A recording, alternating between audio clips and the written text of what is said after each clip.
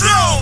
Attack dog for this truth, nigga. Cool on. Go to grab, go to grab, go to grab, go to grab, go to grab, go to grab, go to grab, go to grab, go to grab, go to grab, go to grab. It's all about that warfare, boy. Give grab, give grab, give grab, back up, give grab, give grab, give grab, back up, give grab, give grab. It's all about that warfare, boy. Take grab, take grab, take grab, take grab, take grab, take grab, take grab, take grab. My soldiers take grab till I'm stand down.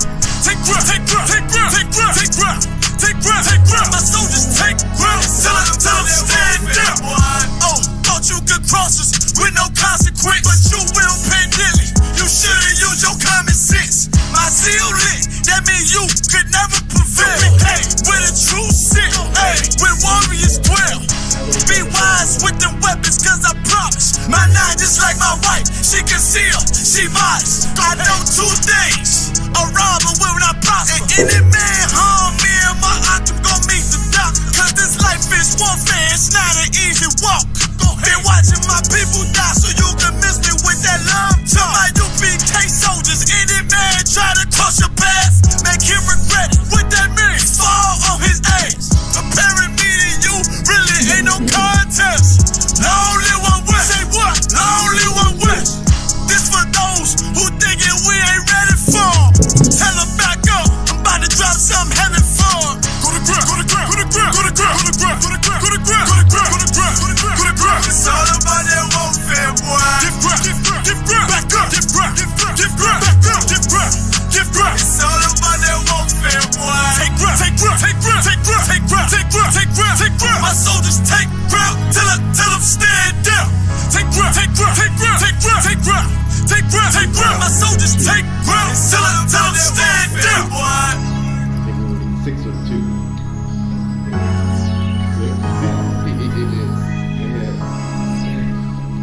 You know we don't vote, right? So y'all better listen to Trump. Y'all better listen to him. Oh, you talking about no? You talking about no? It's 2 individual, 4 for couples. Right, but I'm talking about they still only said it's 60, right?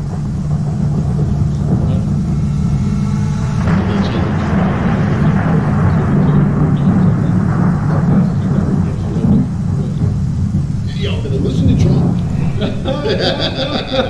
Yeah, he's right on top. West till they bury me. I'm 1 West till they bury me. I'm 1 West till they bury me. I be 1 West to the death till they bury me. 1 West till they bury me. I'm 1 West till they bury me. I'm 1 West till they bury me. I be 1 West to the death till they bury me. I be 1 West to the death till they bury me. They ain't scaring me. Rip the soul out of Pharisee. Speaking heresy and get you fucked up apparently. It's like they daring me. I said chill, they ain't hearing me. They ain't listening. Every bar nitroglycerin. Hit your heart, bring it back to start, make you live again. Get them dividends so we start getting ignorant. I be on that soldier shit. I told you shit phenomenal. Nah, but he a domino. So what you suckers trying to do? Rhyming comical. Guess it's funny until I'm bombing you. Bring apocalypse to them pussy niggas that's popping shit. Team of all-stars, I coach them up like I'm Popovich. Fuck the politics and the lobbyists and apologists. They vagina, so we gon' check them like gynecologists. It's kinda obvious how the situation is ominous. The way I vomit this and regurgitate for the audience. They start applauding this cause the competition is fraudulent. From the era where niggas smoke you up like a parliament. The flow been stupid, shit has gotten retarded since. All the dominance of 1 West rising to prominent. Cause I be 1 West to the death till they bury me. I'm 1 West till they bury me. I be 1 West to the death till they bury me. I'm 1 West till they bury me. I be 1 West to the death till they bury me. I'm 1 West till they bury me. I be 1 West to the death till they bury me. I'm 1 West till they bury me. They want a nigga quiet, mute my maneuvers, but I ride like I got Groupons for Uber. Rhymes hard like they been viewed by Medusa. 9 milli Luger, 17 in the Ruger. Only need a few to sit up in your medulla.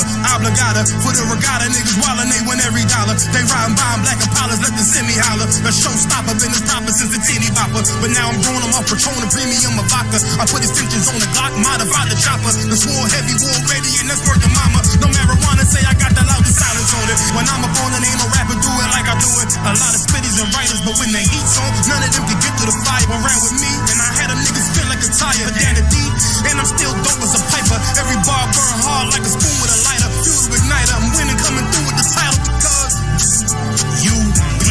I be 1 West to the death till they bury me. I'm 1 West till they bury me. I be 1 West to the death till they bury me. I'm 1 West till they bury me. I be 1 West to the death till they bury me. I'm 1 West till they bury me. bury me. I be one west to the depth till they bury me. I'm one west till they bury me.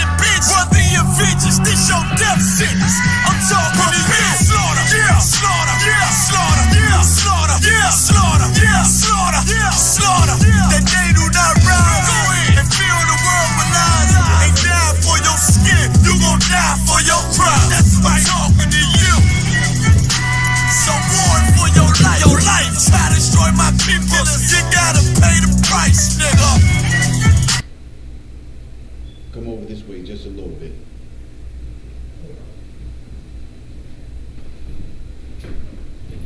I don't want your questions to be coming from afar. Yeah, just slide over just a little bit. You good to go.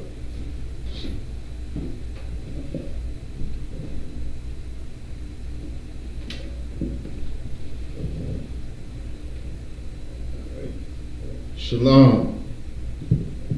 Say Yahweh Shem Yahweh Shah to all the brothers. Yahweh Shema Thumba Shem Yahweh Shah to all my sisters. Tonight is Brotherhood class. And with Brotherhood, like we always say, Brotherhood is synonymous with sisterhood. So everything that we talk about in Brotherhood, we're talking about for the sisters too. You feel me? So let's clap it up, clap it up. Right. Our topic tonight is going to be about us taking care of our own people. You understand what I'm saying? That's what brotherhood is. Brotherhood is us taking care of the people of our own nation, our own brothers and sisters. You understand? And the problem that we have as the 12 tribes is we have a problem with taking care of the people from the other nations and not taking care of our own. Or we'll take care of the people from the other nations before we take care of our own. You understand what I'm saying? And that's a curse that's set upon us. You understand? To the point where you love the other nations more than we love our own. Most High tells us we are supposed to love our own. We are supposed to, the scriptures tell us we're supposed to love thy brother. When it says love thy brother, it says love thy neighbor, respect thy neighbor. It's not talking about anybody that's living next to you. When it's speaking of that, it's speaking of the people from your own nation. You understand what I'm saying? It's speaking of the people from your own nation. When we look at all of these other nations respect and they take care of their own. They take care of their own before they take care of anybody else. That's right. You understand what I'm saying? The Chinese take care of their own. The Chinese hire their own. The Chinese make sure that their own. Listen, let me ask a question. Have you ever seen a homeless Chinese person? Never. You know why? Because they take care of their own. When they make money and take care of their own. When they sell and buy and take care of their own. You understand? So, The whole topic today is taking care of our own. And let me ask a question. What are some ways that we can take care of our own? How can we take care of our own? What do we do to take care of our own? What can we do? First off, loving your brother as you would love yourself. Exactly. I mean, you really can't have a wrong answer. You understand what I'm saying? Making sure your brother is secure. You understand? Making sure your brother is well off, brother or sister. You understand? Making sure that they are not in need or in want. When we walk around Baltimore streets, especially at Falls Way, and you see all of those tents, with those, look at the weather out there today. Yes, sir. You understand? Are we taking care of our brothers and our sisters? No, Nah. Now, I'm not saying that we can do it all ourselves. This is the purpose of us having this class. You understand what I'm saying? The purpose of us is having this class is showing people what real brotherhood is. We can't do it all ourselves, and this is the reason why we go out on those Saturdays and we speak, to show brotherhood, to show how you take care of your brother. The first thing that we do, what? Is we give them what? Food, clothes. The most important thing. Oh, the scriptures. The scriptures. Scriptures. The living water. You understand? Because one thing that we lack is we lack knowledge. We read the scriptures. It says, my people what? Have a zeal for the Most High. The reverse. My people are destroyed. Oh, destroyed for lack of for lack of knowledge. Where will we get the knowledge from? From the truth. From the scriptures, from the truth, exactly. You understand? And this is the reason why we go out there and we give them that living water. We give them that knowledge. We give them that truth. We give them those scriptures to let them understand. And see, you know what the problem? Listen, when I was young, I never applied the Bible to what was going on in real life today. Whenever I applied the Bible, I always applied, oh, that was what was going on way back then. And that's a Christian thing. You understand what I'm saying? Christians never apply the Bible into what's going on today, and this is the number one reason why Christians don't take care of their own. Christians don't understand the Bible, and because they don't understand the Bible, they hate their own people. Christianity allows homosexuals in the church. Christianity allows women to speak, or put women in leadership roles over men. You understand? They don't understand. They don't have knowledge. They have the oppressor's knowledge. You understand? The things that they're doing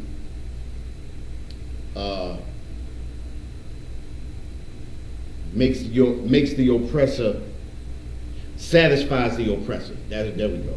You understand what I'm saying? To the point where our oppressor doesn't look at them as a threat. And you have millions upon millions upon millions of Christians all across this great plain of this United States, right? And you have just a tiny bit of us. And yet we are a threat to the oppressor. So much so that they put us on what?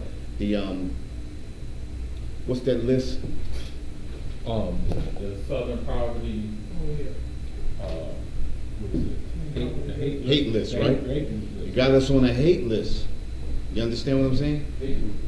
Because of the knowledge and the understanding that we're giving our people.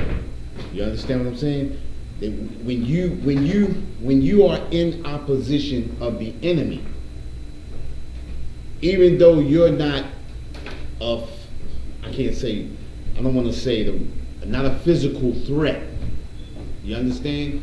But you're a mental threat. And a mental threat so much so in a way that if people listen to us, their kingdom would be destroyed. You understand?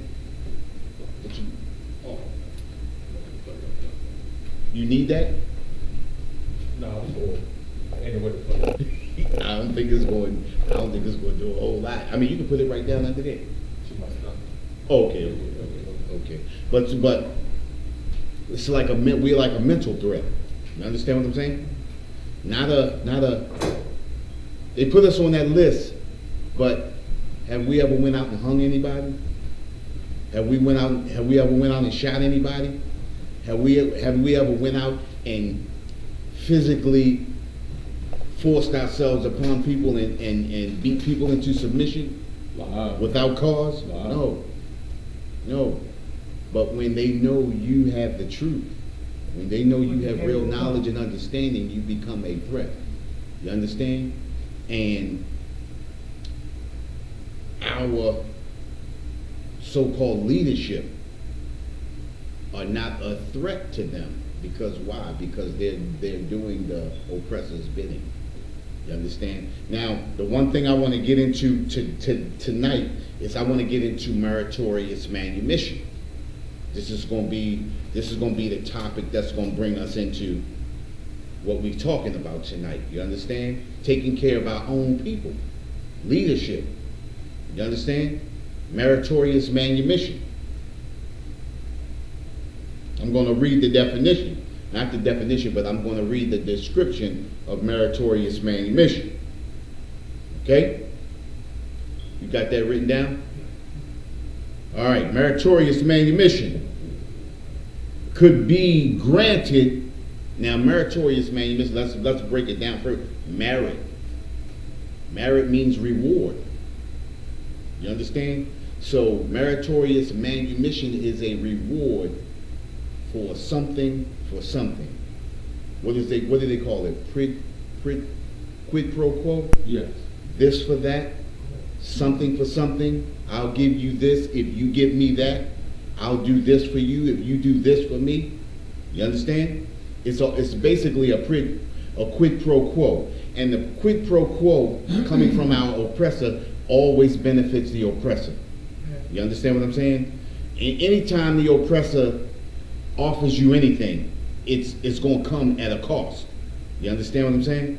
So we're going to talk about meritorious manumission. And meritorious manumission is, by the way it was used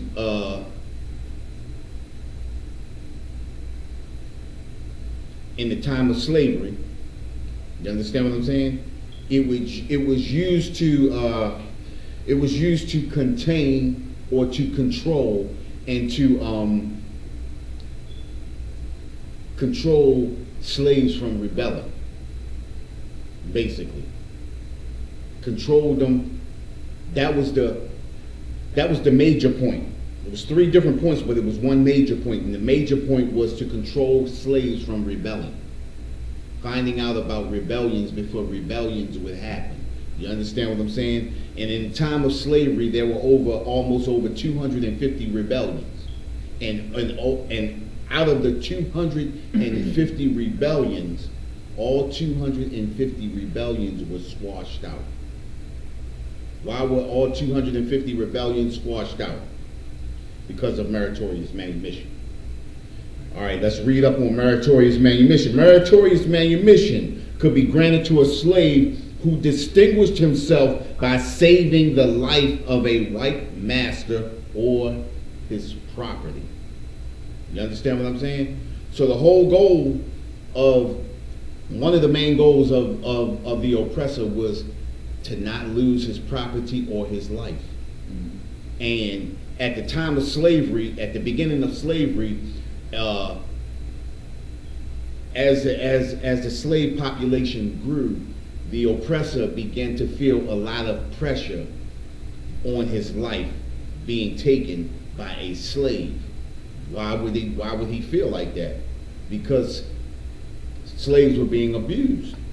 Anytime, if you abuse an animal, at some point in time, you keep abusing the animal, an animal is going to lash out. It's the same thing with a slave.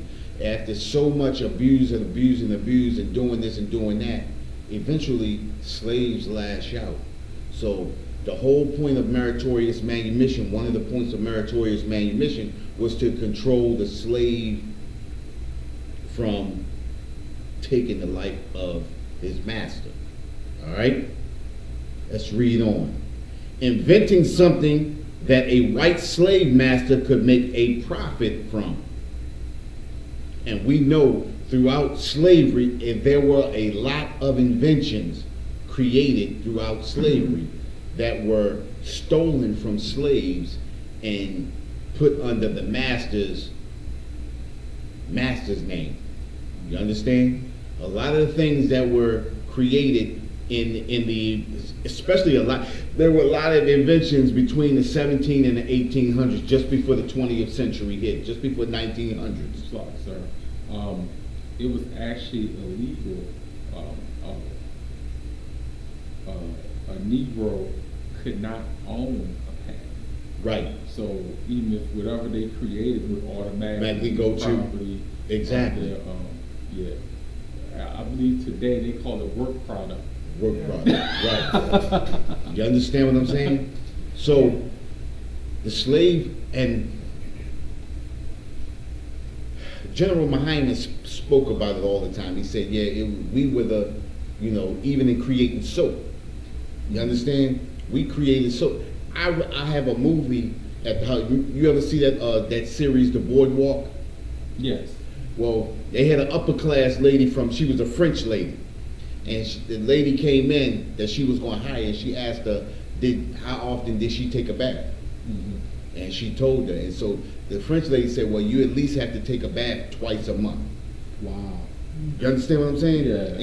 Now think about us as African Americans. Even in those days, we took baths every day. Mm-hmm. You understand? So even with soap, we created soap to clean our bodies because it was important. It's even in our records and in our laws to be clean.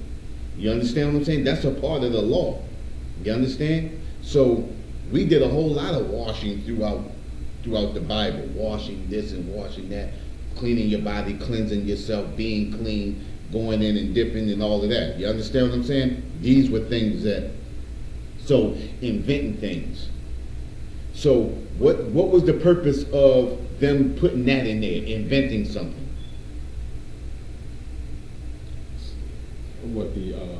In this clause right here where it says inventing something that a white slave master could make a profit from. What was the purpose of them putting that in there? Because he's benefiting from your idea and creation.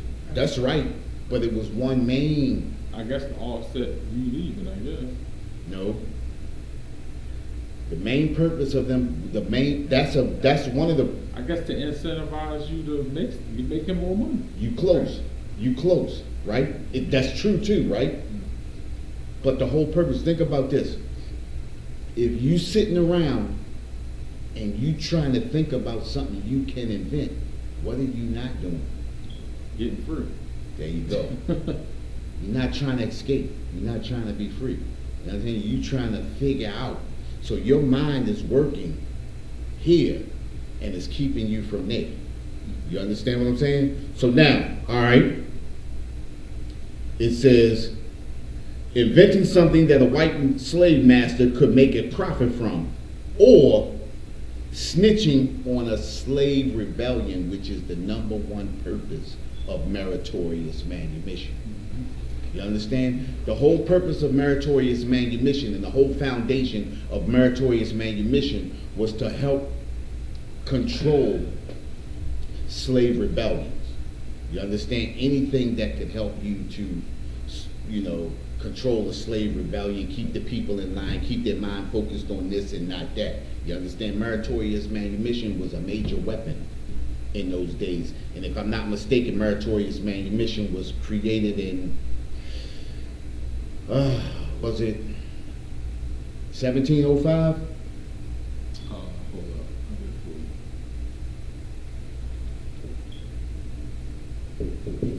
you. 1710.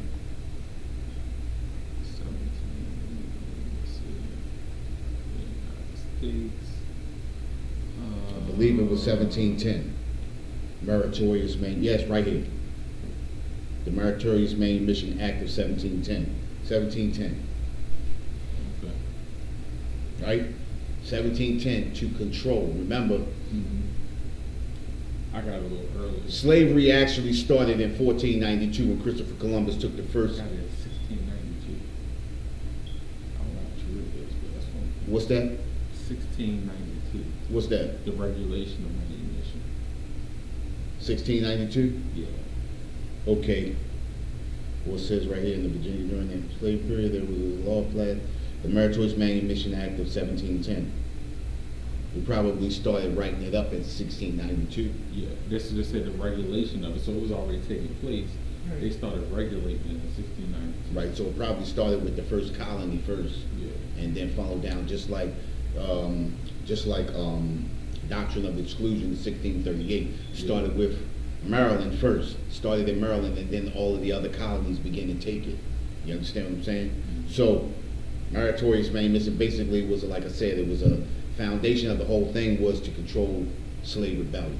You understand what I'm saying? Mm-hmm. And now let me ask a question. How is Meritorious Manumission in use today? Politicians. Politicians, there you go. What else? Police force. Police force, Christians. Christians, namely preachers. Preachers. You understand? Just like we was talking about, right? Listen, everything that you do in the Christian church is in favor of the oppressor. Oppressor doesn't mind that. Oppressor likes a nice, disobedient, and docile person. A docile man especially. You understand what I'm saying? And these are the things, this is the reason why the Christian church, they don't mind the Christian church blossoming to 50 million, 60 million people, or whatever, how many millions and billions of people it is in Christianity. You understand what I'm saying? So they let what is it? How many of us is it? How many of us is it? Is it 500 of us yet? Yeah. All over? Yes, sir. It's about 500 of us. No, it's more than that. How many? I think it's like man, I'm looking at that last Passover was jam-packed, wasn't it? Yeah, but how many? But how many? But look, say the number. Just give a number. A couple thousand, Couple thousand isn't to a couple of million. it? Yeah. You understand what I'm saying? Yeah. It's a drop in the bucket. Yeah. But we're a threat. We still got less than a lot of police forces have in their cities. You understand what I'm saying? Uh-huh. So how could we be such a threat? Because of the knowledge. You understand? Knowledge is key. You understand? Knowledge is power. The proper knowledge. Those scriptures are the proper knowledge. You understand? So let's do this. Let's go to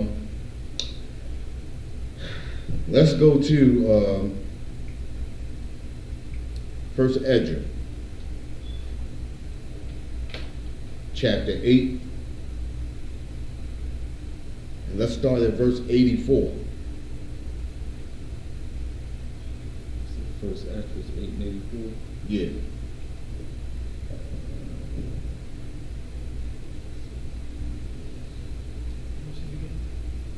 First Edris, you got the Apocrypha? Yeah. Okay. First Edris, chapter 8, Chapter 8. and we're going to start at verse 84.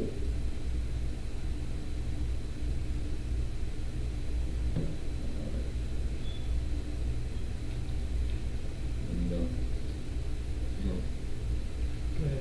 First Esdras, chapter 8, verse 84. Therefore, now shall ye not. Hold on.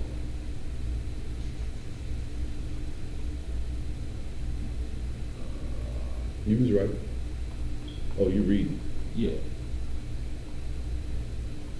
Let me take from the top. Therefore, now shall ye not join your daughters unto their sons, neither shall ye take their daughters unto your sons. Okay, let's break that down, right? Well, let's ask a question, right? It says, therefore now shall ye not join your daughters unto their sons, neither shall ye take their daughters unto your sons. Why not? Why not? When you join yourself to people of another nation, Right.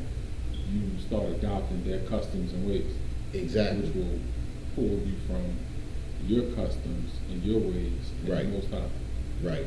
Now understand. Now think about this. Now we on Brotherhood now, right? Mm-hmm. All right. How does that correlate with Brotherhood? And I'm just saying, give me a scenario. A scenario? Yeah. Like. Okay. You're all about the freedom and salvation of your people.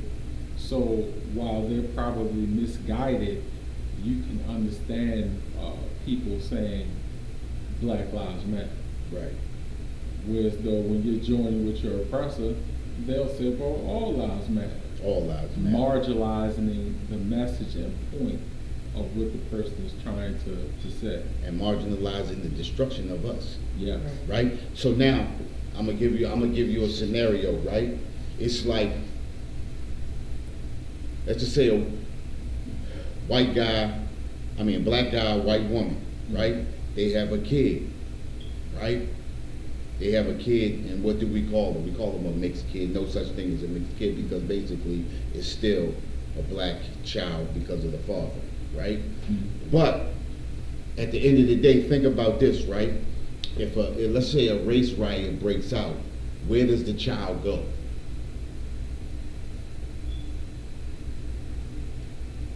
Honestly, it depends on the environment in which the child was raised. Right. If the child was raised around black people, then that's probably how they're going to identify the most, and that's probably the way they're going to go. If they were raised probably, with the oppressor, around the oppressor, maybe in some suburb somewhere, then they're probably going to identify that way and tend to go in that direction because they're confused. Because of his races, he would go to the mother.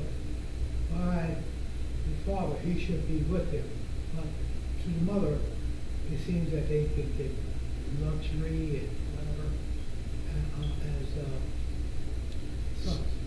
That's true. A lot of times they fall towards the mother, right? Mm-hmm. But at the same time, when you mix it, I keep saying mix, but when you come together and you create a child like that, a lot of times they say, I'm gonna stay neutral.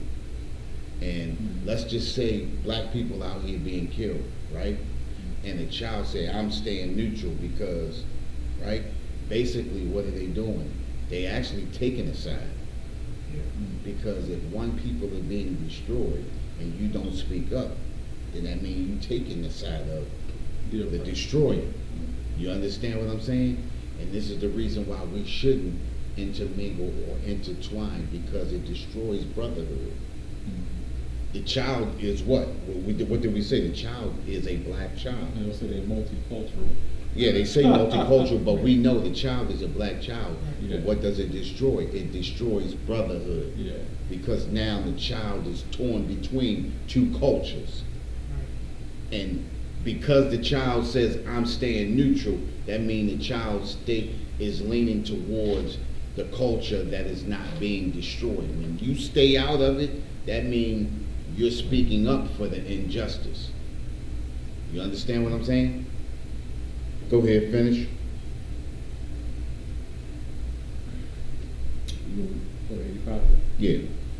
Verse 85. Moreover, ye shall never seek to have peace with them. Say that again. Ye shall never seek to have peace with them. It says, ye shall never seek to have peace with them. Go ahead. That ye may be strong and eat the good things of the land, and that ye may leave the inheritance of the land unto your children forevermore. That was heavy right there. And think about it, right? Mm-hmm. It says, moreover, ye shall never seek to have peace with them. Why should ye never seek to have peace with them? So you can be strong. So you be strong, but what else? And- What's the and- purpose of not seeking to have? Listen, And so you can leave an inheritance. right. But check this out, right? Give an example from the Bible, or give an example from history why we should never seek to have peace. Look no further than the Native Americans. There you go. You hit it right on the nose. You understand what I'm saying? The Native Americans did what? They had over 177 peace treaties with the European, and he broke every one of them because they sought to have peace with him. You understand? You can never seek to have peace with your enemy. Why not? Why can't you seek to have peace with your enemy? Because they're destroying you, they're killing you. Because they're your enemy. Yes. Destroying it, You understand what I'm saying? What is an enemy? A person who is in opposition of you. Why would you seek to have peace with an enemy? You understand what I'm saying? Is the United States seeking to have peace with Russia? No. You understand what I'm saying? They're not seeking to have peace. They're seeking to have the bigger piece of the pie. You understand? They're seeking to have more. You understand? But they're not seeking to have peace. There is no peace between them. There haven't been peace since I was little. You understand? Think about it, right? It says, moreover, ye shall never seek to have peace with them, that ye may be strong.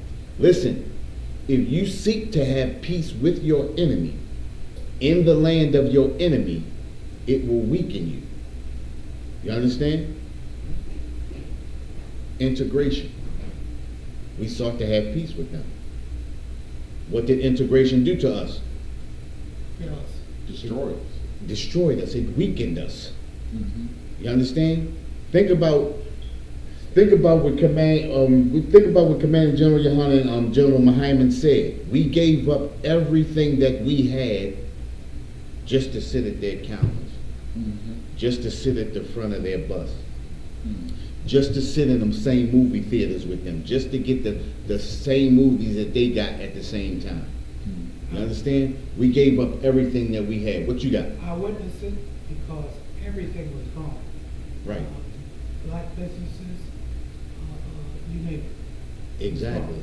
And listen. I'm gonna give you a more recent picture of integration that when it happened, I really didn't even notice it until after it happened. When I was young in the 70s, we always talk about this now, war. Every corner store was damn near owned by black people. Right. And I remember when black people used to live upstairs and the store used to be here and they used to live up above the store. You understand what I'm saying? I remember spots used to be right there on Franklintown, right there at Emerson Avenue in Franklintown. It was a penny candy store. And we went there every day before we went to school. You understand what I'm saying? All of a sudden, into the early 80s, all of a sudden you're seeing one Chinese person come in. And I'm talking about only in Baltimore, because I know it probably was sweeping across. You understand? But all of a sudden, you started seeing a Chinese person here, a Chinese person there. You understand? And I remember it was Chinese food spots, but they were few and far between. You understand? You had to walk to get to a Chinese food spot if you wanted China. It wasn't like it is now where they everywhere. You understand what I'm saying? And I'll never forget, we had Butch on one corner and Pearline and them on the other corner. Two blacks, families owned these stores, right? And they competed, but it was a friendly competition. Everybody took care of everybody in the neighborhood. You could go get credit. Credit was whatever you got. Whenever you got the money, all you had to do was pay it. Was no interest. You understand what I'm saying? Was no interest. In 1986, between 86 and 87, Pearline and them had lost their store. Butch said, boom, I'm going to get it. And he got it. He bought the store. We were like, yeah, he got both stores now. And all of a sudden, he lost that store. Then turned around in 1988 and lost his store. Then the people who was up on Bell and Garrison, they lost their store. You understand? And then spots shut down on Emerson Avenue, bam. And then all of a sudden, all of the stores that were owned by black people, they started losing all the stores. You understand what I'm saying?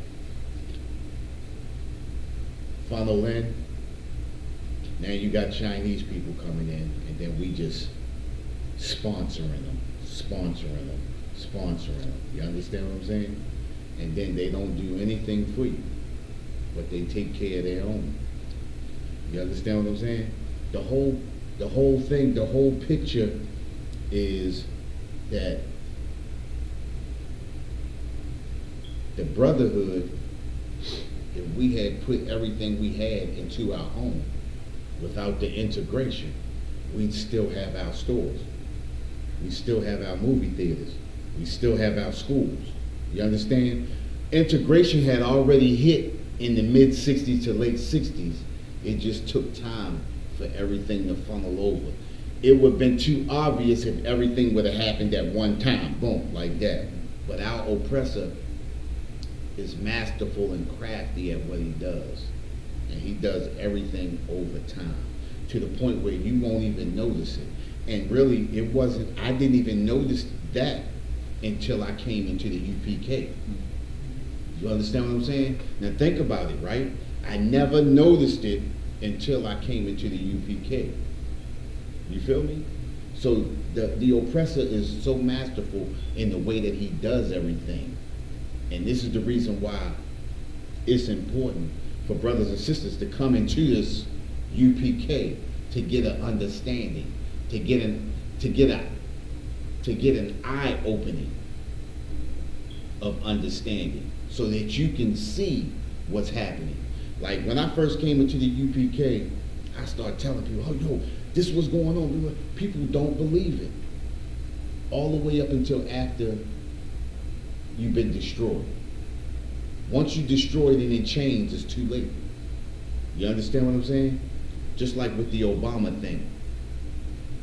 I was in the world and I voted for him. I hadn't voted any other time, but that first round, you understand what I'm saying?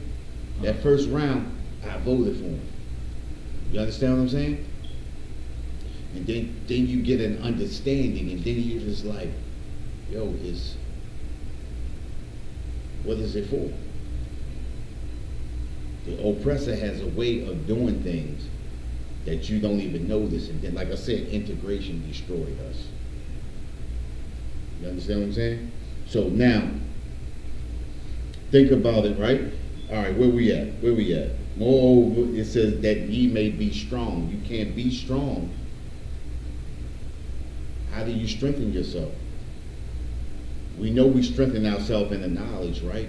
Mm-hmm. But everything that we were strong in and that we were strengthened in, we gave away in integration. You understand? You strengthen yourself in schools. You strengthen yourself in knowledge. Think about the knowledge that we're getting from our oppressor. You understand? Your own grocery stores, the food that you get. Strengthening yourself. How can you strengthen yourself when you're eating what the oppressor is throwing to you? I didn't do it. I did not say I did it.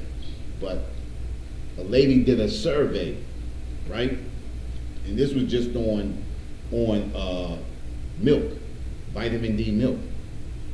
And she said some of the milk plants that they had were near or close to nuclear plants. Mm-hmm. Yes. You remember that? You seen that? Seen what? The survey that she did. She did a survey, not a survey, but what do they call it? She did a study. A study. She did a study. And she did a study on milk, on vitamin D milk plant. The milk plant. And the milk plants that were close or near nuclear plants, that milk they were delivering to urban areas. Oh, okay. You understand what I'm saying? The milk that was pristine, they were delivering to the suburbs and to white neighborhoods, predominantly white or white neighborhoods, making sure that their people were safe and secure. But they giving us the stuff that could possibly be hazardous to our people. Now take, for instance, do you notice how in our urban neighborhoods we got a lot of dollar stores and general stores and all these low budget dollar stores, right? If you go into a dollar store, you can see like a can of Pringles will be 69 cents. If a can of Pringles is 69 cents in this dollar store, right? But if you go to a supermarket somewhere and then it's $2.19, what's the matter? The price has gone down. The price has gone down, yeah. But why is the go ahead. Usually, and this is just my own opinion, I believe that whatever product quality that they had, Right. this product didn't meet that standard, but rather than lose out, they figured they could sell it at a cheaper price to the. You hit it right on the money. Now let me explain something to you. Back in the 80s, in the mid 80s, into the early 90s is when you get your first dollar store. Mhm. Back before that, what they used to do if they had an inferior product, they threw everything away and they took it as a loss and they wrote it off. Well, they figured if they started these dollar stores, then they could still sell this product at a lower price and still not lose as much money as throwing it away. This is the reason why you have all of these dollar stores. Example, I like cherry blow pops, right? The big one, right? So I always get them, and I go in the Rite Aid, is where you get them at the most. You get the whole box, and bam, I pull all the cherry ones out. Well, my lady found some in the dollar store one day, right? And I said, damn, why did you buy them? She's like, well, I know you like them, blah, blah, blah, blah, and that's why I bought them. And then it was real cheap, right? I said, they cheap for a reason. So when I opened the first one, guess what? It wasn't cherry, guess what it was? It was a mixture between cherry and strawberry. The consistency was wrong. It's like a batch changeover that's not consistent. So instead of them throwing it out, they sell them to the dollar store. So now I was disappointed because I don't like the strawberry. You understand? I like the cherry. So, boom, hence, this is where your dollar stores come from. But dollar stores are mainly in urban areas. They do have some in some suburbs. But if you look at the quality of the product that's coming into the suburbs, it's totally different than in the urban area. You understand what I'm saying? Another instance, Food Depot at West Side Shopping Center, I got a loaf of the hot dog rolls, right? The hot dog rolls was like almost $3. And then the sell-by date only had 3 or 4 more days on the sell-by date. Well, when I went to the Giants and Owings Mills, I paid $1.69 for the same ones. And then I had 2 weeks, damn near 2 weeks on the sell by. You understand what I'm saying? Mm-hmm. So do you see how this is what happens when you give everything away. You understand? You can't be strong when you give everything of yours away and you have to rely on the people who hate you to take care of you and to supply you. You understand what I'm saying? So now let's go to where we at? It says, and that ye may be strong and eat the good things of the land. How can you eat the good things of the land when your oppressors? Listen, when we were in slavery, what was the oppressor doing? He was eating the best parts of the hog and then throwing you the guts, the feet, the snout, the brains, and everything like that. You understand? Yeah. I got a precept, sir. Go ahead. Ecclesiasticus, chapter 40, verse 29. This is the precept. You want to write that down? Ecclesiasticus 40 and 29. Chapter 40, verse 29. The life of him that dependeth on another man's table is not to be counted for a life, for he polluteth himself with other men's meat, but a wise man, well nurtured, will beware thereof. You see that? Listen, beware of a man that, listen, you can't strengthen yourself eating from another man's table. We talked about this 2 weeks ago. If you come into my house, what do you have to do? Take off the shoe. You come into my house, you come into my house, what do you have to do? You have to abide by my rules. When you're expecting to be fed by your oppressor or your enemy, how can you expect to get anything more than something subpar? You understand what I'm saying? You can't. Why would think about it? Enemies fight, right? Come on. So if your enemy has to fight you, why would he give you anything that's going to strengthen you and make you just as strong as him? You understand what I'm saying? Mm-hmm. If you fighting your enemy and you got to fight your enemy, you gonna make him, you gonna nourish him and make him just as strong as you? No. But more importantly, why would America truly give you equality? Yeah, why would America exactly? Why would they truly give you equality? You understand? If think about it, right? If equality was real in America, you would have to show me where all the white ghettos are. You have to show me where all the Chinese ghettos are. Show me the Jewish ghettos. You understand? That's equality. You feel me? Show me all of the black industries. That's equality. Show me all the black movie theaters or schools. You understand? Show me the black car industry. Because I know there's brothers and sisters out here that have the creative mind to do it. They're just not allowed to do it. Why would you allow somebody to have a come up on you? This is the thinking of the oppressor. This is the reason why integration destroyed us. You understand? Think about it, 1955, the Alabama bus boycott, right? Mm-hmm. They boycotted them for over a year. They boycotted the buses for over a year. Why did the oppressor give in? They were losing money. They were losing money, but not just on the buses, but all the way across the economy. Why? Because if we boycotting the buses, then goddamn it, I ain't eating in that store either. I'm not catching the bus to go there. Not catching the bus to go to that store. I'm not catching the bus to go to that supermarket. I'm not catching the bus to buy those dresses over there or nothing. You understand? Mm-hmm. The economy lost all the way around. When they pissed black people off, not only did they stop riding the buses, but they stopped buying from the stores too. It was a chain reaction. Like when you get pissed off at somebody, right? You get pissed off at somebody, you say, I ain't going over his house. I don't need to eat at his house. I don't need to watch his TV. You give up everything that he had to offer you until you make up. Now I can go over his house and eat.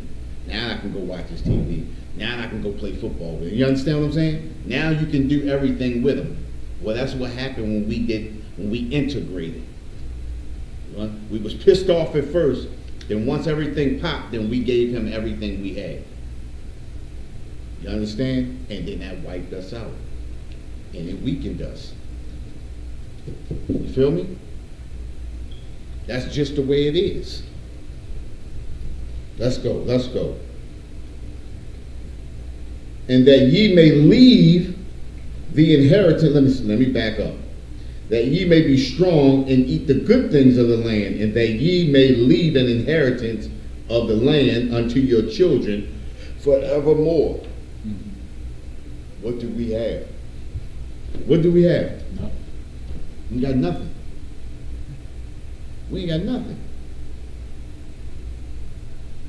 UPK, we building. You understand? But it should never have gotten to this point. But when you don't have the knowledge, when you don't have the laws, statutes, and commandments, when you letting Christianity guide you, when you letting Christianity destroy you, these are the things that happen to us. You know? These are the things that happen to us. And this is the reason why Christianity is a weapon of the oppressor. And that's about the best weapon that he got. Christianity. Christianity has totally destroyed our people. Look at most of our people, from being locked up on the streets, prostitutes, everybody is a Christian. You understand what I'm saying? Mm-hmm. They have no morality. Go ahead, what you got? It works for them. It works for them, of course. You understand? Christianity is what did he Christianity is the oppressor. Christianity is the Ku Klux Klan. Christianity is the Roman Catholic Church. Christianity is Greek and Roman Catholicism. You understand? It's the destruction of our people. You trying to hit that on? Yeah, that's fine. It's that button on the back right there. No, right there. On the table. Oh, this one. Yep. It switches from here to there. Oh, Do it? Yeah, you gotta turn it on. Somebody unplugged it. no, that's it. Somebody unplugged it. Yeah. Yeah, but Christianity destroyed us. You feel me? Yeah. So let's do this, right? Let's go to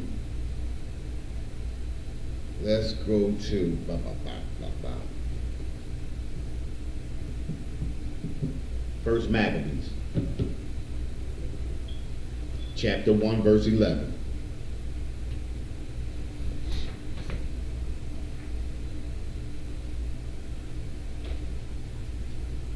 Now,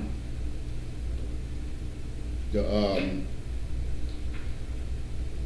whole title of our theme is what? The whole title, the title of this class today is what? Our Torah's manumission. Us taking care of our own. Come. Brotherhood is the people taking care of the people from their own nation. Your own nation is supposed to come first. You understand? And in integration, you can't, whenever you integrate, you can't put your nation first in integration. When you're looking for integration. You understand? White people weren't looking for integration. Black people were looking for integration. So whenever you integrate into anything, you become the thing that you integrate into. Mm-hmm. That thing does not morph into you, you morph into that thing. You understand what I'm saying? So whenever you mix into anything, you become the thing you mix into. We became Christians. We became Muslims. We became Catholics. You understand? We became Protestants and Baptists. You understand? We morphed into an evil thing. You got that? First Maccabees, chapter 1, verse 11. And this is what we're talking about right here. This right here is a prime example of the preachers, the pastors, and politicians selling their people to the wolves. Yes, sir. You understand what I'm saying? And this is what happens to us every year. Every year that we take a vote, every year that we go out and vote, this is what happens to us. You understand? Go ahead. First Maccabees, chapter 1, verse 11. In those days went there out of Israel wicked men. It says, in those days went there out of Israel wicked men. What does that mean? Went there out of Israel wicked men. What does that phrase mean? I mean that they weren't adhering to the law. No. Let me read it again. In those days went there out of Israel wicked men. Went there out of Israel. Yeah, that's what I'm saying. They believed in going other places, but they were doing wickedly. No, listen. It says went there out of Israel wicked men. That means you right. What you just said, that's right. But you got to say it in a different way.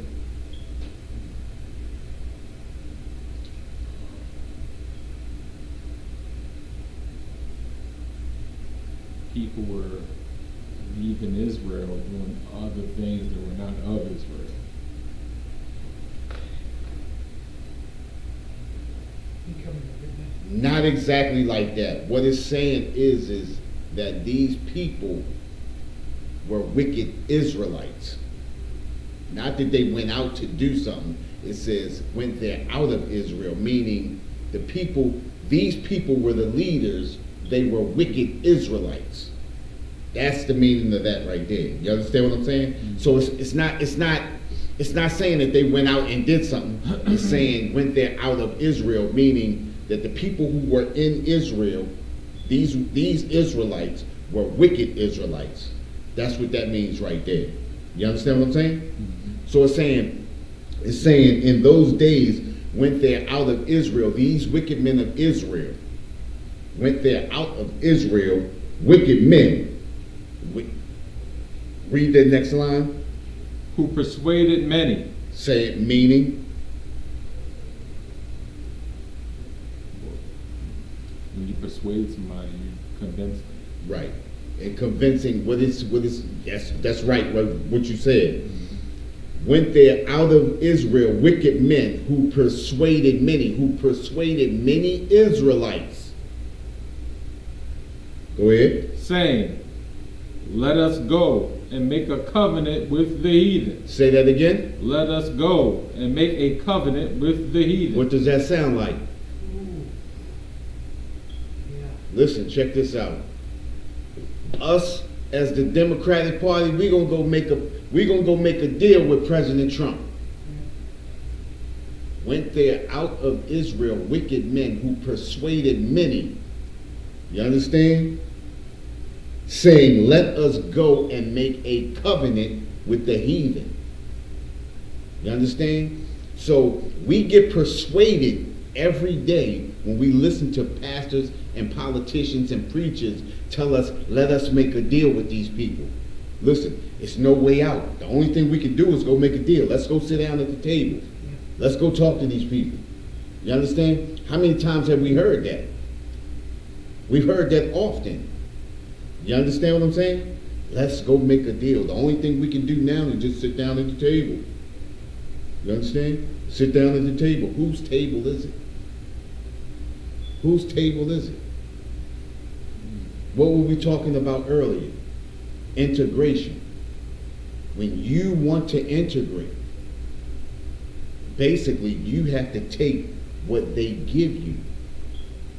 When you sit down at anybody's table, you have to eat what they feed you. You understand what I'm saying? Basically, listen, it says, let us go and make a covenant with the heathen. Let us go make a deal. Let us go and sit down with them and see what they'll give us. Anything is good. Anything is better than nothing. Ain't that what we say? Mm-hmm. Hey, as long as we come away from the table with something, it's better than nothing. So we lower our standards and we take anything. Listen, meritorious manumission. This is what our preachers, this is what our politicians do to us. They take trinkets. They take little side deals to deliver us into our enemy's hands. You understand? Think about it, right? How can you get so many pastors and preachers with airplanes and Bentleys and all of these cars and things like that, and the people of the congregation is totally destroyed?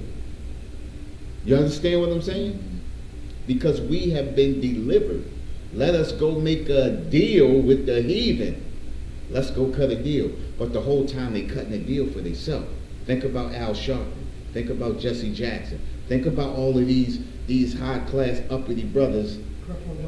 Creflo Dollar. T.D. Jakes. I mean, come on now.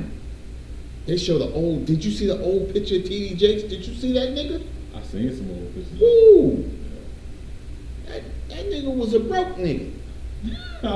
You see that? I didn't see those pictures. Man, oh my gosh. Now I'm talking about when he first started out. I didn't see that. He looked like he was a house preacher. You know, when the people preach out their house, starting off, they make a wooden podium or something. That's what he looked like, you understand? But look at him. He delivers his people every year. Now we got to make a decision, folks. Say to your neighbor, we gonna vote for. You understand what I'm saying? They deliver us right into the hands of our oppressor. You understand? Meritorious manumission. If you give me those Negroes, I'll give you this. I mean, look at it, $65 million jet. Look at what's his name? Farrakhan. Look at it. Airplane, helicopter, he got a helipad. That's a helipad. Remember we used to say that helipad? He got a helipad, yo. You know what I mean? You talk about a dude house, yo, he got a helipad. This nigga got a helipad on his house. You feel me? What do you do to get a helipad? Because you gotta have air clearance, right? Mm-hmm. So what did that nigga do? Who did he sell? You feel me? This happens to us all day, every day. And we go back to that again. This is the reason why we go out. And people get, this lady got mad at us when we said something about Martin Luther King, the last, was you at the last one we had? The last street speaker we had? Oh man, this lady like to went crazy. Y'all better not say about Martin Luther King. He was right. You understand? You feel me? You was out there, wasn't you? Yeah. She like to went crazy. You know what I mean? Because we get so blinded and so deceived. You understand? And then the white man does the smoke and the mirror thing. He makes these holidays and all of this stuff and do all these tributes, and all you got to do is, if you do the smoke and mirrors and the glassy lights and stuff like that, give a tribute to a black person, black people worship that person. And that's the first thing that you should always think of. Anytime, if ever the white man worships or gives a tribute or builds a statue to any black person, you're going to have to question that black person's character. Right. See, because the white man is not going to give a tribute or a statue to anybody who fights against him for their people. You feel me? You're not going to do that. Mm-hmm. You understand? But we are so easily sold, especially by our politicians and our pastors and you know, and in this last 20, 25 years, preachers have really become politicians. In the church, especially. Yeah. I've sat in churches where politicians have showed up. I have as well. You know? Yeah. People are poor, but mega churches are building. Hey, listen. I remember New Psalmist was at the top of Frederick Avenue. I remember the first time I went there, right? My stepfather was running for the House of Delegates, 41st District, right? And we went there. And I ain't never been in there. I always rode past there. And you know, when you ride past there, you see it, but you don't really see it. First off, we rode down that long ass hill. We had to catch a shuttle back up. Did you ever been to New Psalmist? The old one? No. I went to the one they at now. I used to ride past there. I didn't think the church was that big until we actually went there, and we rode and parked down the hill and had to catch a shuttle. Well, the one now is bigger. The view was bigger. Whoa, we had to catch a shuttle back up the hill. Cause this was long, I couldn't believe it because it didn't look like it was that big. And then to go in and they got elevators where you go up. That shit, excuse me, Salah, that was crazy. You understand? Because my thought process was when they moved, like, why would you move from a neighborhood that needed you to a neighborhood that really don't need you? What's the thought process behind that? It's not about the people. It wasn't about the people. Let's move away from the people that needs us so we don't have people coming in here begging. And I remember how many people they sent down to our little church. People used to say, well, New Psalmist told us to come down here and talk to y'all. We're like, we ain't got no connection with them. What they, you know what I mean? We was digging in our pockets, giving people money. You know what I mean? And we like, New Summer's got all this money. Why are they sending people down here to us? It was crazy. You know? But let's go back. Let's finish this off. It says, in those days went there out of Israel wicked men who persuaded many, saying, let us make a covenant with the heathen. And that's what we do the most. We love to make deals. We love to cut deals. We love to make side deals with our enemy, knowing that our enemy is not going to keep his side of the bargain. He's not going to keep his end of the bargain. Mm-hmm. It has been proven by history. Look at the Native Indian. Look at the Hispanics. Look at Mexico. With civil rights. Civil rights. We still ain't got that. Been fighting for civil rights since the 50s. And still ain't got it. And people swear we got it. Not the people I see being shot on YouTube. Yeah, exactly. At the last minute, they realized it, huh? Right. You understand? Right. Listen, and this is the reason why the Bible tells us to separate. You understand? Zephaniah 2:1, gather yourself together. This is the reason why he's telling us to gather ourselves together.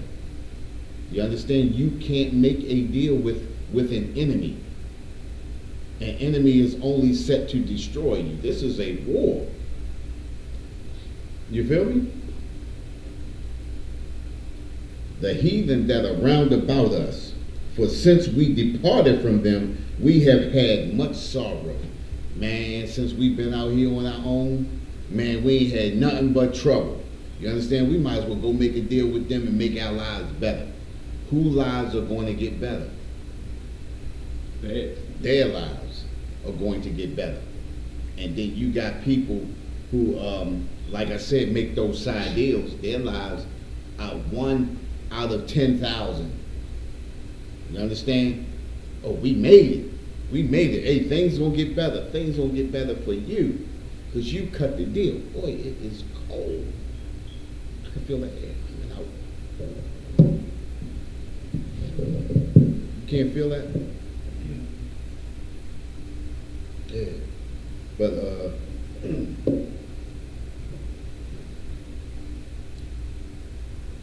the only lives that get better are the politicians. Politicians making up all of these. Think about this, right? That Breonna Taylor. Mm-hmm. We were thinking about that the other day. They was talking about that the other day, how the mayor, that was a woman mayor, right? Mm-hmm. Yeah. Covering up for the police. This is a black woman. Covering up for police. You understand?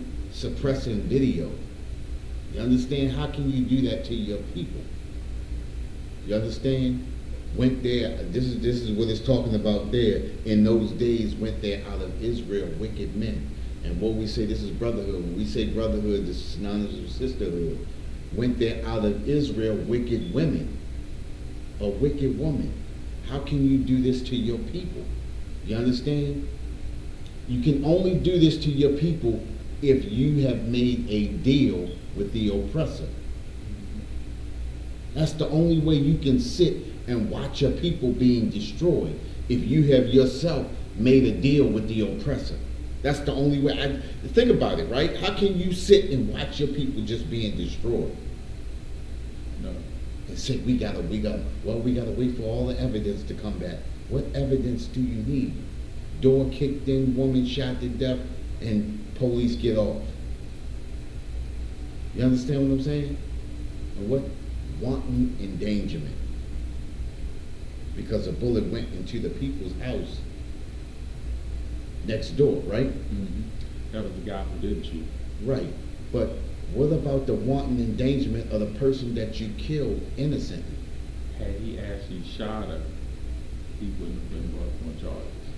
He wouldn't have been. Yeah. No, he wouldn't have been. Yeah. We know that. Yeah. You understand what I'm saying? So he actually got penalized for not shooting. Yeah. Right. You dummy, you should have hit her.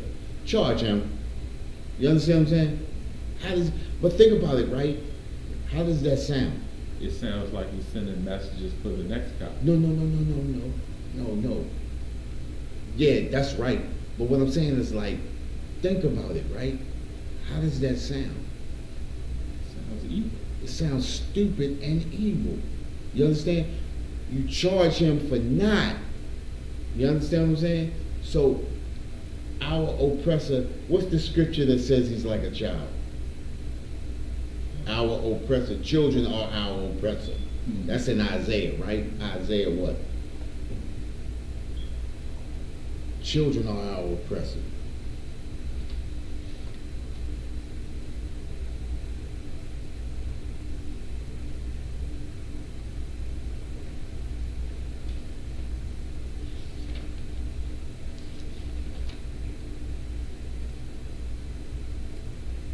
Isaiah 3 and 12. Go to Isaiah chapter 3, verse 12.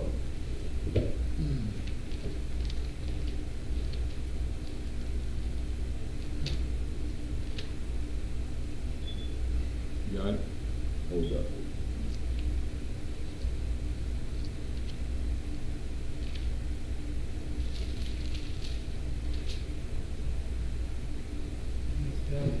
You got it? Come on. For Isaiah chapter 3, verse 12. As for my people, children are their oppressors. It says, as for my people, children are their oppressors. What does that mean?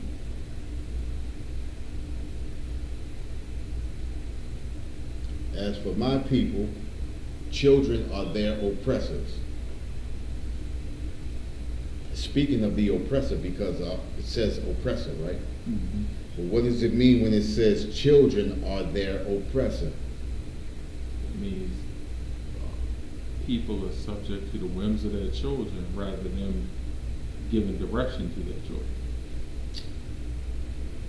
You can use that, but the main reason, what is the main purpose of that right there? It says, listen to it, it says, as for my people, children are their oppressors.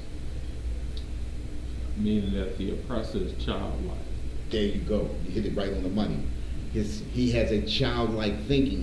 His ways are childlike. You understand? When he doesn't get his way, he pouts. He throws his body on the floor, rolls around, and goes into a tantrum. Take Trump for instance. Doesn't get his way. What does he do? He tries to destroy this country, which we would love to see that. You understand what I'm saying? But children are our oppressor. Our oppressor has a childlike way of thinking. Our oppressor would destroy, or he would poison the same water that he has to drink. He poisoned the same food that he has to eat to destroy you. That's a childlike way of thinking. You understand what I'm saying? Children are our oppressors. That's what they are. They rule like children. I mean, think about it, right? The whole economy is topsy-turvy, right? Think about this, right? How can you pay the rich and think it's going to be a trickle-down effect? That's a childlike way of thinking. Think about this, right? If you gave all the poor people $10,000, where would the money go? To the rich people. To the rich people. That's a trickle-down effect. But they have a childlike way of thinking. You understand what I'm saying? Think about it. You said that just as easy because it's simple mathematics. You understand? It's simple. If I give you $10,000, the first thing you're going to do is go pay your bills. You're going to go take care. If you're behind in your mortgage, you're going to go pay your mortgage. Think about the housing crash, right? They paid the housing market.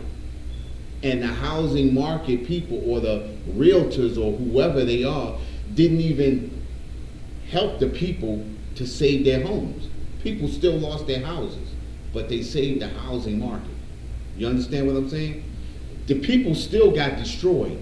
How do you save the people's houses and save the market at the same time? Give the people the money and let them pay on their mortgage and the people get paid anyway. Well, it that was a little bit more wicked than that. No. Yeah. I'm just giving the basic. Oh, Just giving the basic. Because they just screwed us all the way. No. around. Yeah. But the basic. Think about it, right? To Yeah. save, if you really want to save people's houses, how do you save the people's houses and the market at the same time? You give the money to the people. The people gonna automatically pay and take care of their houses. You understand? That's a trickle down effect. The way that they doing it is a trickle up. Water doesn't fall up; it falls down.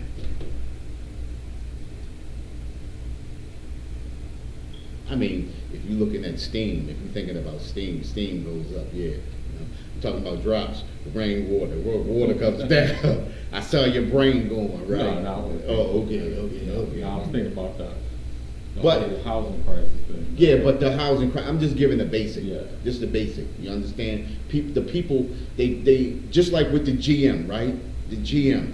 You understand? How do you give people at GM the money, and then what did they do? They started giving the executive bonuses after you give them the money. Well, again, that was another smoke and mirrors thing. Another smoke and mirrors, but at the same time, if you want to really save the market, what do? You give people the money and let them pay there and get the money right back. That's how you do it. It's simple. You understand what I'm saying? But the oppressor has a childlike mind. And with a childlike mind, you have childlike thinking, and with childlike thinking, you have childlike ideas. And with childlike ideas, you destroy an economy. How about giving the life to save their own? Simple. Right. Simple. You feel me? Mm-hmm. And it says, and women are rulers over them. O my people, they which lead thee cause thee to err and destroy the ways of thy path. You understand? Following our oppressor, the ways of our paths have been destroyed. When you follow the customs and culture of any people who are not your people, your path has been destroyed. You understand? He said the path, what is it said? The path of destruction is wide. What is that scripture? Which one? The path to destruction is wide. What does it say? Oh, I know. That's Romans. That's in Romans, I believe, 7. Hold on, I'll put it up. Romans.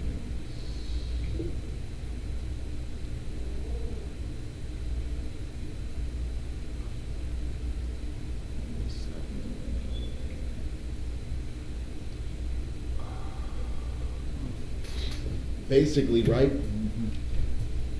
With those politicians and preachers and pastors, this is basic meritorious manumission. They took something for something. The something that they took was a little piece of nothing and gave away our lives and our futures. You understand? Politicians do it every day. You understand? They Go ahead. Matthew 7:13. Go ahead, read it. Let me see which one you want. 7. Enter ye at the straight gate, for wide is the gate and broad is the way that leadeth to destruction, Exactly. and Listen. many there be which go in thereat. Right. Listen, the gate is wide to destruction. It's easy to go down the path of destruction. You understand? This path that we on is the narrow and straight. You understand? This is the path that's hard. You understand? This is the walk that's hard. That walk you taking right there, that you taking right now, that's the hard walk. That's Go ahead. 14. Because straight is the gate and narrow is the way which leadeth unto life, There you go. and few there be that find it. There you go. And listen, this is say that last line again. And few there be that find it. And few there be there find it, right? And few there be that find it. Let me ask you a question. Did the Christian church find it? They couldn't, because there's millions of them. So it couldn't be the Christian church. Say that last line again. Billions.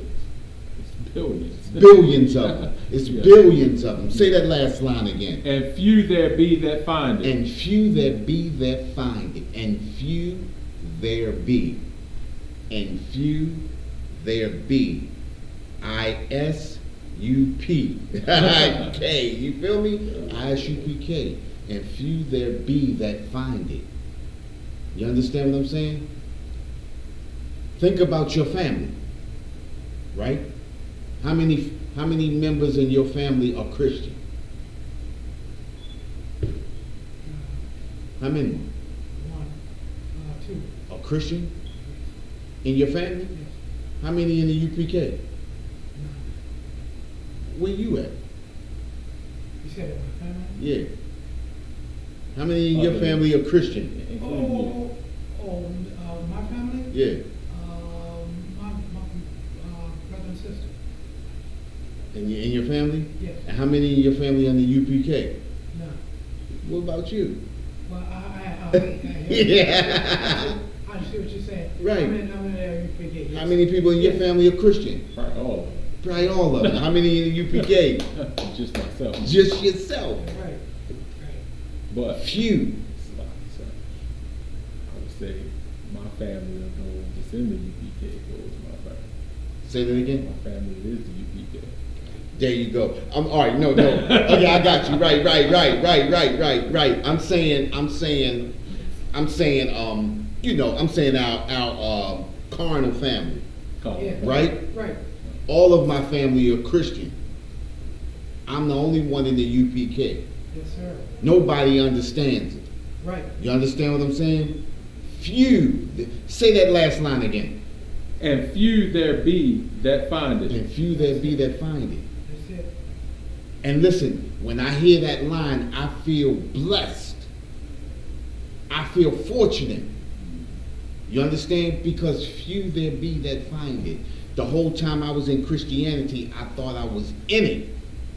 You understand what I'm saying? I thought we was in the truth. You understand? And to be fortunate enough for the Most High to allow me to hold on long enough to find this truth and to know that few there be that find it. Only you found it. Yes. I found it. War found it. You understand what I'm saying? Yes. Captain Saparia found it. You understand? Not just all found it. The Brotherhood found it.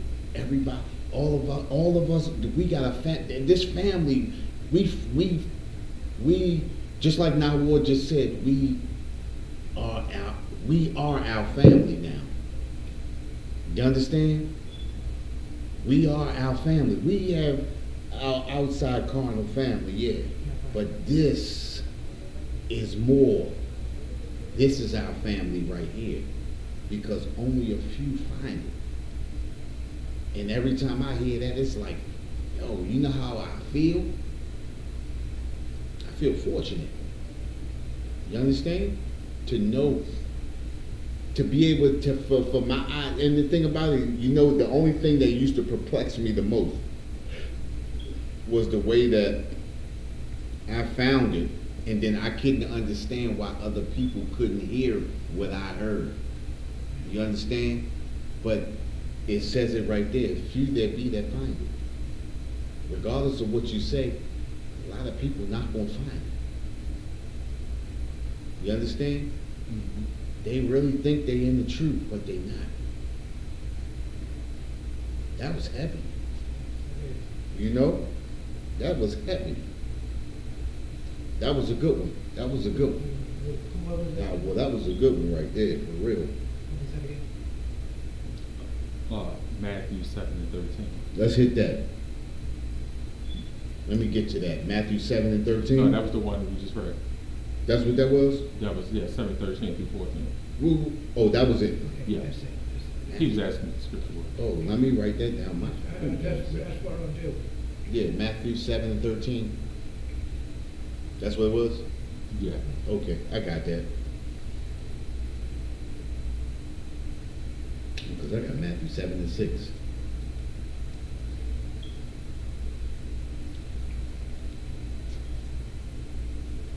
It reminded me of the when the disciples asked Christ why did he speak in parables. Right. And he said, unto you was given no mystery that they sin might not see. Right. Yeah. So that's why you have so many in the Christian church that claim to know the scriptures but don't actually understand it. Listen, I was going through my Bible the other day, right? And I had to laugh at myself because I knew the book of Revelations backwards and forwards. So I had little notes written down, and I had bought a study disc set of the book of Revelation through Dr. David Jeremiah, right? Oppressor, right? And I did the whole study. Boom. I just know I'm breaking down about what this mean, that mean. And now this is something years ago. And when I wrote that in my Bible 10 years ago. I had it in there from 10 years ago. This Bible right here, right? I went and looked at them notes. And it was like, yo, you was stupid as a mug. Yo, that white boy had you thinking you was smart. You understand what I'm saying? How can you let your oppressor tell you what the Bible means? And that's where we get misled at. You understand? Because we have this infinity with the oppressor to think that everything that he says out of his mouth is the truth. You understand? I was there. When it came down to the Bible, I figured he telling the truth. Not only that, you ever heard of Tony Evans? Nah. Black preacher from Dallas, right? He broke the stuff down the same way, so I figured they must have went to the same seminary school. You feel me? I said, these dudes are stupid. You understand? When you get the real, you know how you know you in the truth. You know, like, yo, I had to be laughing at him now when I hear him, and sometimes I just listen to him to hear what they gonna say just so I can laugh at them. You know what I mean? Y'all niggas stupid. You know what I mean? Because as a people, you know when you hear what you hear is the truth. You know when you hear something and it's crap, when you compare it with something that is the truth. You understand what I'm saying? When I heard it, when they first told it to me, I believed it because I had nothing to compare it to. Then not only that, by the way we're taught in here, how to precept upon precept. Exactly. They don't do that. You can't. You can't. You can't. You can't do that. Yeah. Precept upon precept. So that's where, like, yo, y'all niggas had me. You know what I mean? It's like, so if they did precept upon precept, they had to put the pork and bacon down. Right, how about that? They definitely had to put the pork and bacon down. You feel me? Yeah. Hey, listen, it's amazing. You know what I mean? Yeah. White Jesus, wouldn't exist. They had to throw him away too. They had to throw white Jesus away too. Right. Got to throw that. Throw that white Jesus away. Hey, be prepared. Be prepared. Yeah, but listen. That's just, like I said, all right, let's get back. Meritorious manumission. They give something for something, this for that. You understand? They have given us away for a few trinkets. You understand? They give our lives away for a few trinkets. Like I said, the mayor of where Breonna Taylor was killed at, a cover-up. Or not Breonna Taylor, not the mayor, but what's his name? The district attorney, the attorney general, Daniel. I don't know his name. Yeah, something Daniel something. Yeah, you understand? That's Israel. He our people, but he helping the oppressor out. Not only that, he married to them the oppressor. And this is what we're talking about right here. When it says not to marry your sons into their daughters and their daughters into your sons, this is what happens when you marry your sons into their daughters. Now, his loyalty falls with them. You understand? His loyalty fell to them so much so that he will cover up the oppressor destroying our people because he has an oppressor for a wife. You understand? You can't mix with them. You see what I'm saying? You can't give and say, I ain't got nothing to do with it. Or you can't take and say, well, step to that side. You understand? You're destroying your own people. You understand? And this is what happens when you mix. This is why the Most High destroyed the earth the first time with water. Why? Because we begin to mix. It said, what did it say? It said, the sons of God saw the daughters of men, and what? And looked at them as fair, and then began to intermingle or marry, right? And then they began to have offspring, and then the offspring what? Became what? Mighty men. You understand what I'm saying? What did General Muhammad say? He said because they had what? They had good hair. That was an old school joint too. When he said that, I like, that brought back a lot of memories. This girl just said, I want a baby with good hair. You understand? So she gonna marry a white man because I want a baby with good hair. You know, what is good hair? I thought we did have the good hair because our hair protects us from the ultraviolet rays from the sun, right? That's also what our skin does. This is the reason why they are so unprotected and dying from skin melanoma and all that other bull crap. You understand? This is why a lot of them so-called Jews over there are dying from skin melanoma and all that other type of stuff over there in Jerusalem. You know? Being destroyed. But anyway, all right, good to hit this one more, right?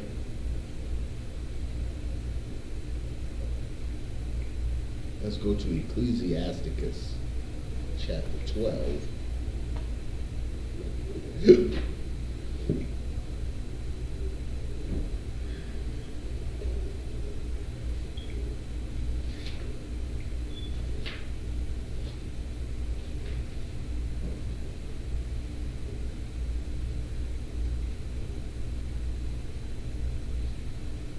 Verse 17.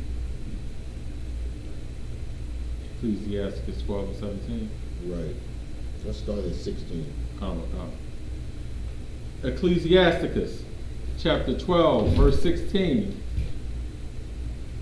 An enemy speaketh sweetly with his lips, but in his heart he imagineth how to throw thee into a pit. You hear that right there? That's what the enemy thinks of us, and this is the reason why. Listen, integration, that's what happened to us right there. Read that again. An enemy speaketh sweetly with his lips. Listen, check this out. We're going to come together, and we're going to make everything even Steven. We're going to make it, listen, what can I do to make this right? This is the enemy speaking. Serve out of slavery. Listen, but this is the enemy speaking. Read that again. An enemy speaketh sweetly with his lips. Listen, what can I do to make this right? How can I make you happy and me happy at the same time? You understand? An enemy speaks sweetly with his lips. Go ahead. But in his heart he imagineth how to throw thee into a pit. Hey, listen, we taking everything from these Negroes. We're going to make sure by the time we finish with them, they ain't going to have no schools, no stores, no movie theaters, no eateries or nothing. You understand what I'm saying? We're going to clean them out. And this is what they did to us. You understand what I'm saying? Listen, meritorious manumission. Listen, when they make up laws, their laws are only to destroy us. You understand what I'm saying? No law, there is no law on the books to better your life.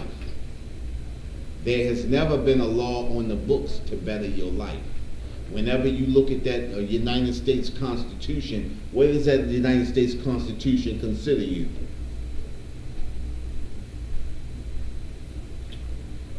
One-fifth of a human being. 3/5 an animal. You understand? If you're not a whole human, what are you?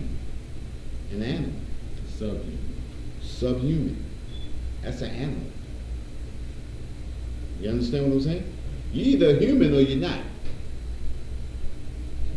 You understand what I'm saying? Listen, their whole purpose is to destroy us. Nothing more, nothing less. Go ahead. He will weep with his eyes. He'll weep with his eyes. Man, listen, I'm hurting from the heart. My heart cries for you. Go ahead. But if he find opportunity, he will not be satisfied with blood. Listen, he gonna kick you in the back and kick you into a hole and make sure you do not come out. And that's where we lie at today. You understand what I'm saying? That's where we lie at today. Go ahead.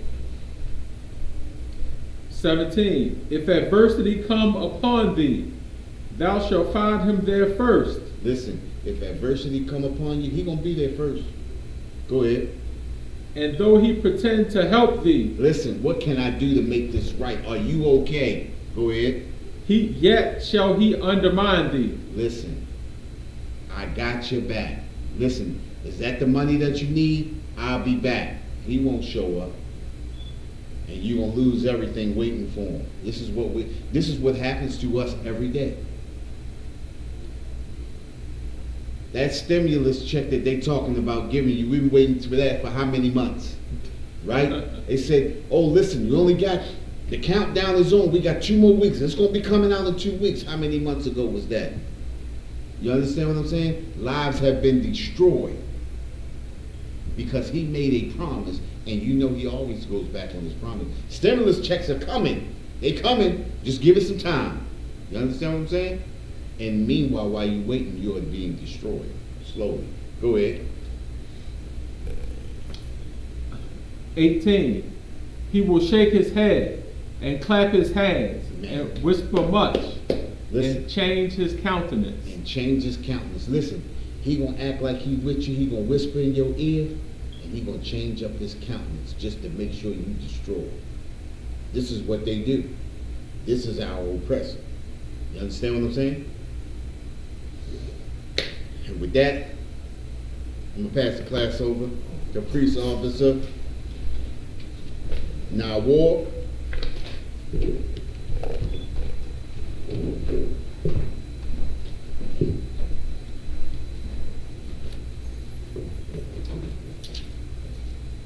having stuff spread out all over.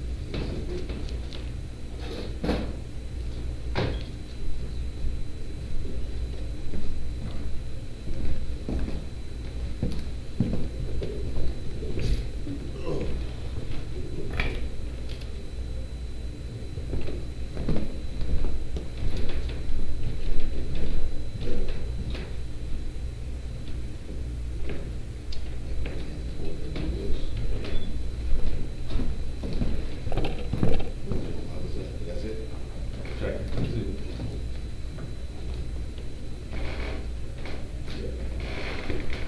Change the white.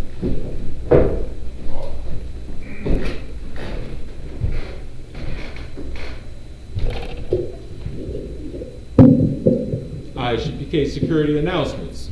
We are the ISUPK out of 1 West 125th Street, Harlem, New York, under Commanding General Yohana.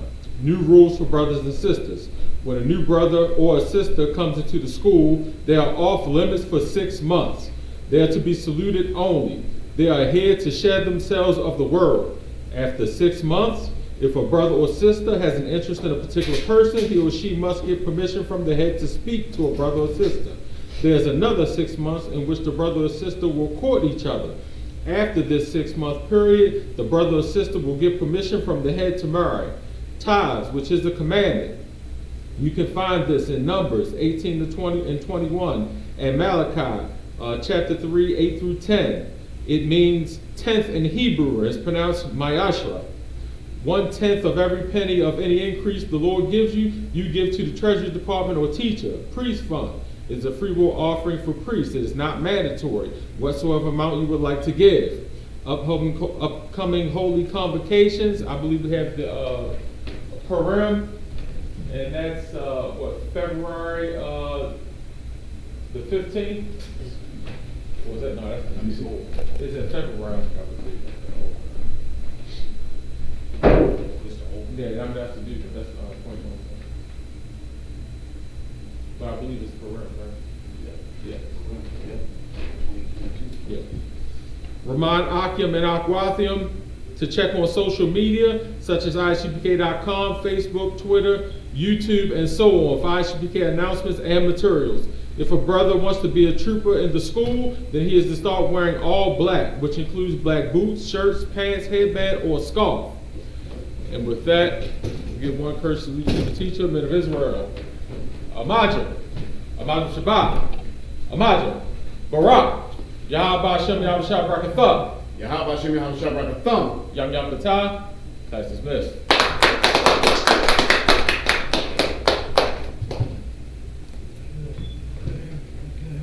Oh, please vote.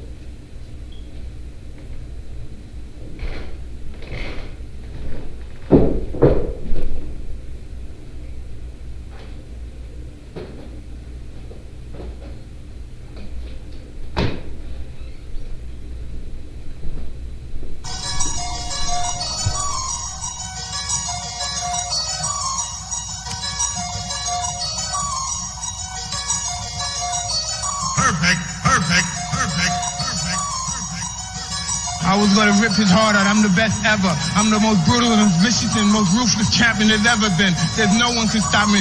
Lynx is a conqueror. No, I'm Alexander. He's no Alexander. I'm the best ever. There's never been anybody as ruthless. I'm Sonny Liston. I'm Jack Dempsey. There's no one like me. I'm from their cloth. There's no one that can match me. No affiliation, why they faking? This ain't for debating. We the real, they really imitation. I be contemplating why this ain't on like heavy rotation on radio stations. I just pray the Lord give me patience, cause I'm running through these rappers like my name Walter Payton. Shitting on these rappers, 9 to 5 is my occupation. Raw, you come in with your best troops, you best bring more. Already told you I got the juice like Orenthal. Already know what I'm about to do, bet your men fall. Everyone know that we got the truth, all your men falls. So boss, overtaking our enemies, moves calculated.